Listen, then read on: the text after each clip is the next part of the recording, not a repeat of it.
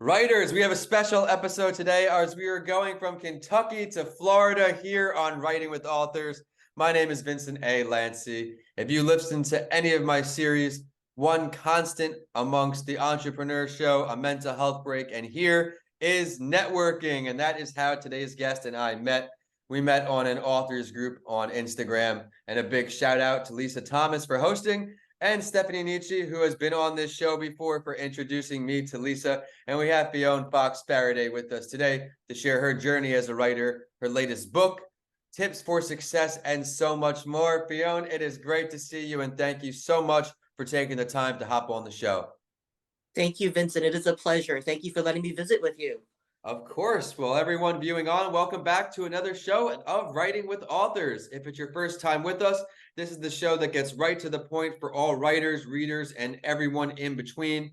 Each week, I interview a published author of any form, whether it's ebook, hardcover book, magazines, you name it, because I never know exactly what you're looking for. And today, we have a great book ahead. So allow me to preview this book quick before we bring her back on. Fighting to save a primitive planet targeted by the Alliance's enemies, Kairn never expected to find the female who hunted his dreams made flesh and blood. Daria's life revolved around her work. She had given up on finding romance, let alone love. Earth was now under attack by an evil alien empire, under siege. Daria is trying to do her job as best as she can in an upside-down world. Then the cavalry arrives in the form of a giant, gorgeous alien warriors. These aliens are working toward restoring Earth to the pristine beauty she used to be. In their charismatic leader, Daria finds the most amazing partner. What's an Earth girl to do but grab on with both hands and hold on tight to enjoy the ride? After all, what could possibly go wrong? And I'm fired up to learn more about this. Thanks again for stopping by the show, but let's get started. I previewed this book a bit. Let's talk more about it. I actually wrote it because I was out on medical leave, and when I came back, it was in the throes of the first wave of COVID back in spring of 2020. What a time. And it was, everybody remembers it was a horrible time.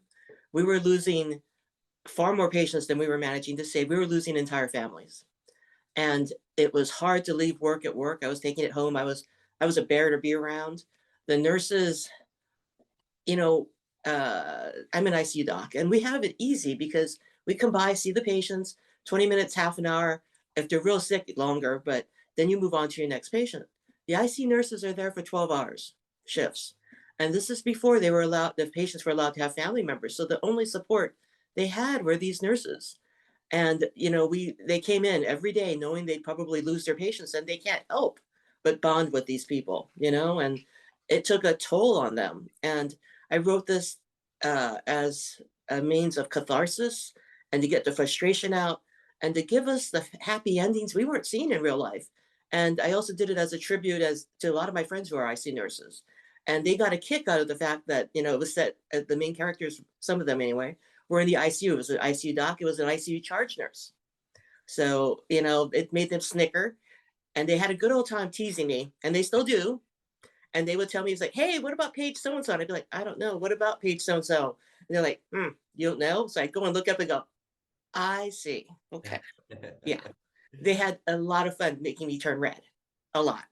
Well, it sounds like it was a timely resource to provide some positivity in a time that was very challenging for many of us. You were in Kentucky. How strict were the restrictions out there during COVID? Absolutely no family visitors. The only contact patients had were through iPad, the FaceTime. That was it. It was awful. And, looking back, now we let families in, there's not that kind of restriction anymore. And looking back, I had imagined the pain that those patients and the families went through, not being able to see each other, touch each other. That was awful. It really was. Absolutely devastating. And I had guests even on this show who shared that they had funerals during COVID and non-contact, limited amount of people can go, their poor parents, their close loved ones, they weren't able to attend. But let me ask you a question now. Were you always planning on being a published author? Is this your first book, or explain that to me? This is my first book. I was trying to find a way to, as a coping mechanism. And I tried reading, I tried watching TV, I tried walking the dogs, I tried hanging out with my family, and I'd be so angry and so frustrated. So I finally just started tapping away on the keyboard, and I got lucky in that this really does work for me. And I think it actually kept me sane during that period. Absolutely. I certainly can resonate with writing being therapeutic for me. It keeps me sane in many ways. And I'm very proud of you. You got your first book out. Is there plans for number 2 or 3? Honestly, I use this as therapy, and apparently I need a lot of therapy. So yes, this is a series, and Oh, I hopefully love book 2 will that. be out the next couple months. Okay, well, please do keep me in the loop now that we're connected on Instagram. Let me know so Hmm. we can get back on the show to talk about the next release. I'd love that for you. But you went through the process. First time's completely done. It wasn't easy. People may think it's as easy as picking up a pen or start typing, but it is in essence, but it's not as easy to follow through all the way. What are some pieces of advice you can offer to our community of writers viewing on today?